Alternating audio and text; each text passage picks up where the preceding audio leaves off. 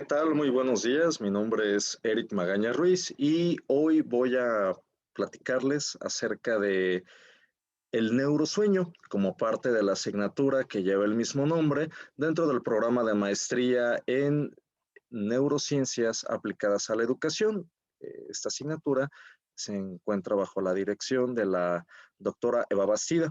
Bien, primero vamos a comenzar platicando que el sueño es una necesidad fisiológica que juega una serie de roles muy importantes en los seres humanos. Eh, estas, eh, Estos roles y las características que presenta eh, se encuentran en función eventualmente de aspectos como la edad, es decir, la etapa de desarrollo en la que se encuentra el individuo, así como del medio ambiente. Cuando hablamos del medio ambiente, quiere decir que va a depender de, por ejemplo, alimentos que ingiera el hombre. Esto lo vamos a puntualizar más adelante. Estos van a estar teniendo un efecto pues en el sueño, en su regulación. De manera muy específica, el sueño es regulado por una serie de circuitos nerviosos que son de alguna manera encendidos, apagados o modulados mediante neurotransmisores. Estos a su vez llevan una modulación a nivel biológica mediante ciclos, como por ejemplo los ciclos circadianos. En ese sentido, la luz va a influir de manera muy significativa en ellos. Ahora, nuestra charla va a girar en torno a cuatro aspectos que son bases neurobiológicas del sueño, el rol del sueño en las actividades neurofisiológicas y los trastornos del sueño y los ritmos biológicos. Perdón, son tres aspectos que vamos a destacar.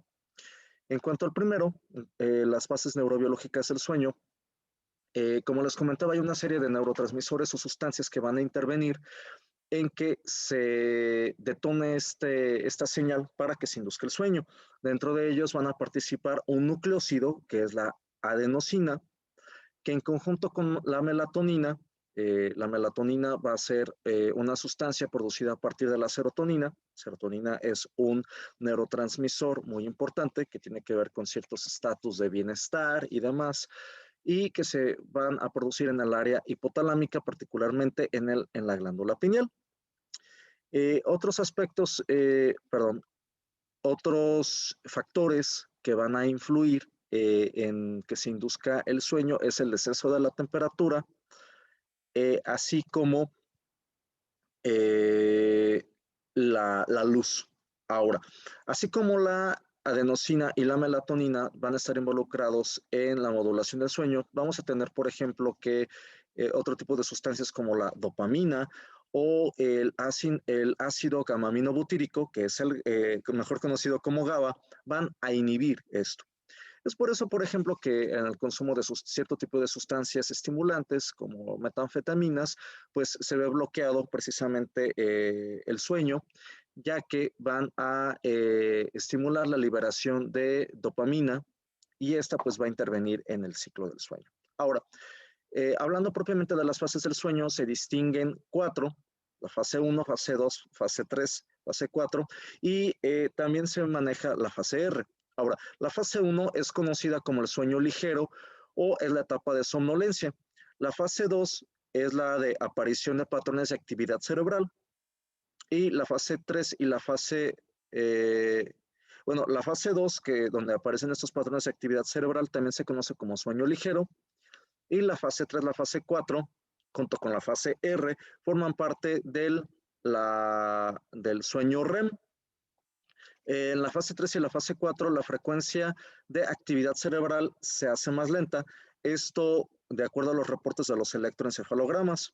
En la fase R se pueden observar movimientos oculares rápidos. Por ejemplo, en esta parte, en la fase R, dentro del sueño REM, es donde se producen los sueños o las pesadillas. Ahora, hablando acerca de las teorías de las funciones del sueño, podemos decir que eh, todo lo que está a la luz del sueño es regulado de manera muy precisa por actividad hormonal. tiene una función el sueño de la restauración energética, así como del crecimiento. Es decir, que durante el sueño va a haber una mayor o un incremento de actividad cerebral. Es decir, es curioso porque la actividad cerebral no cesa, sin embargo, cesan otro tipo de aspectos como la tasa metabólica y demás. Hay unos factores, y por factores en este contexto nos vamos a referir específicamente a proteínas, que van a estar encargados de cierto tipo de procesos a nivel neuronal, como son supervivencia, diferenciación y proliferación de este tipo de células. Pasando al siguiente aspecto, que es la higiene del sueño, esta se va a referir a que es recomendable seguir una serie de pasos que lleven a un óptimo descanso y en el cual se eviten cierto tipo de trastornos, ¿sí? Por ejemplo, el número de horas que se debe de tener de descanso de acuerdo a la etapa de desarrollo en la que uno se encuentre, sea lactante, sea niño, sea adolescente, sea adulto, etcétera, juegan un rol bastante importante. El sueño también va a tener un papel importante dentro de las actividades neurofisiológicas. Uno de ellos, que nos atañe bastante por el área en la que nos encontramos, de neurociencias aplicadas a la educación, es la reorganización y activación de la memoria. Este proceso va a ocurrir en la fase 2 del sueño, el sueño REM. Eh, Como bien lo hemos comentado en otros videos, hay una región muy delimitada del cerebro que es la corteza prefrontal, que es la que se va a encargar de este tipo de procesos de memoria y de cognición. Eventualmente, el sueño está relacionado con cambios cognitivos y cambios conductuales. Es importante saber que además de eso, hay un proceso adaptativo, bueno, la cognición y dentro de estos cambios y estos procesos cognitivos eh, puede obedecer, dependiendo del contexto, a una plasticidad. La plasticidad es un proceso adaptativo constante. Uh-huh.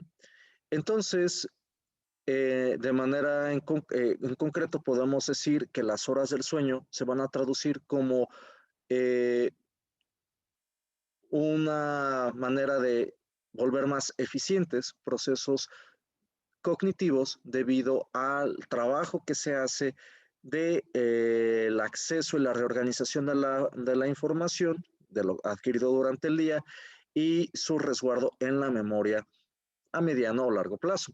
Ahora, esto es todavía más complejo de lo que pudiera parecer al comentarlo solamente así. La calidad del sueño, que tiene que ver con estos procesos que hemos comentado hace un momento, tiene que ver con el número de horas que se tienen después de que se comienza a sintetizar la melatonina. Particularmente se tiene el dato de que son 2 horas después de que se ha comenzado a sintetizar esto. Como es de esperarse, hay un vínculo importante entre sueño y alimentación. En ese sentido, van a haber alimentos que van a promover, ¿cómo se dice? Pues este estatus y esta regeneración y estos procesos que hemos venido comentando.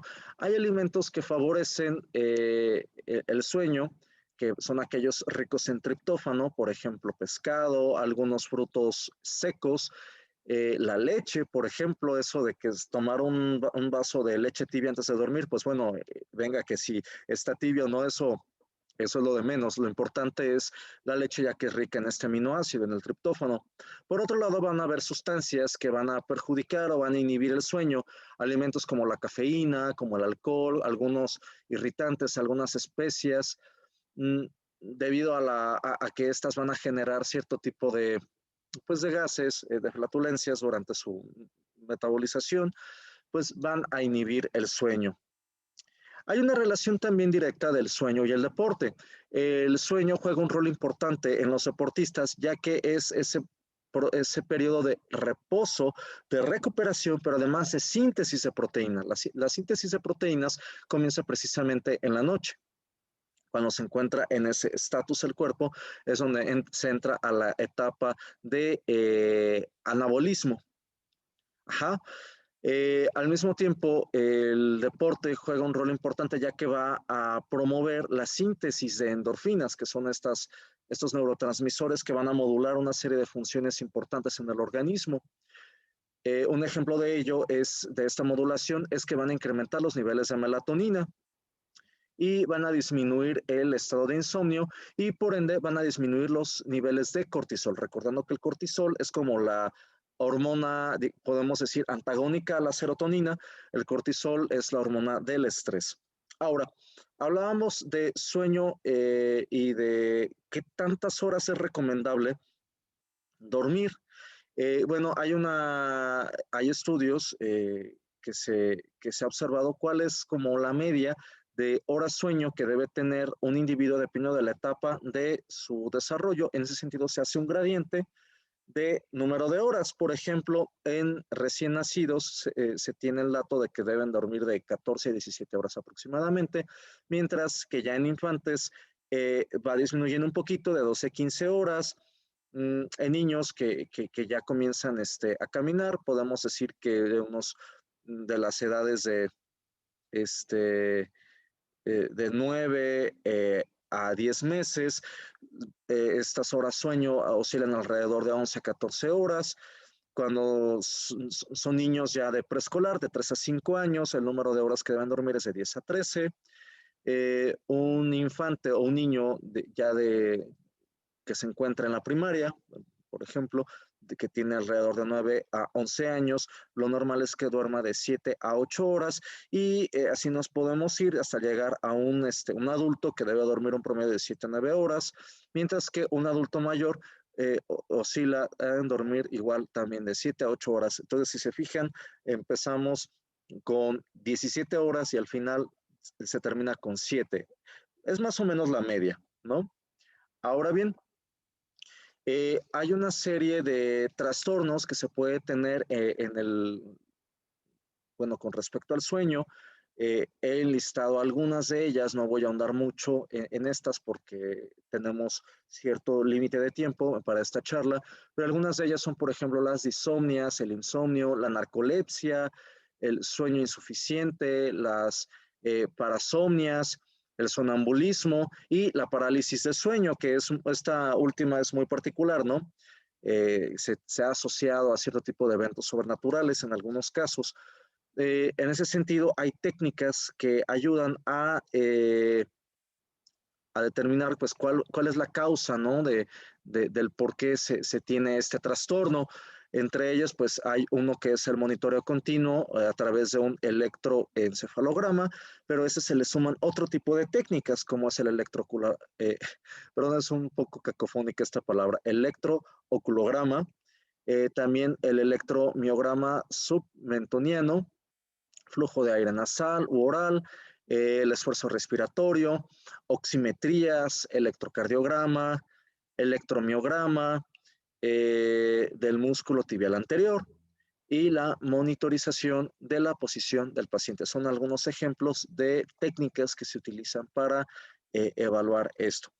Ahora bien, en cuanto a la cronobiología, pues como bien lo comentaba al inicio de esta charla, el sueño se guía o está modulado por la luz. Entonces, conforme va descendiendo el día, se desencadenan una serie de reacciones internas que son moduladas, como lo habíamos visto al inicio, por segundos mensajeros, como la adenosina, entre otras hormonas que participan. Pues esto se ha estudiado muy bien a nivel celular. Se habla de manera general que se tiene un reloj biológico y una memoria. De hecho, nosotros podemos hacer la prueba. De repente nos acostumbramos a estarnos despertando a cierta hora, dormirnos a cierta hora y vamos condicionando nuestro cuerpo a ello, ¿sí? Bueno, en cuanto a... Hay muchas cosas más que hablar acerca del sueño y de su regulación. Eh, entonces, de mi parte sería todo. Agradezco mucho la oportunidad a la doctora Eva Bastida por presentar esta pequeña charla del curso que ella nos ha impartido. Y bueno, de mi parte sería todo. Les deseo que tengan un excelente día.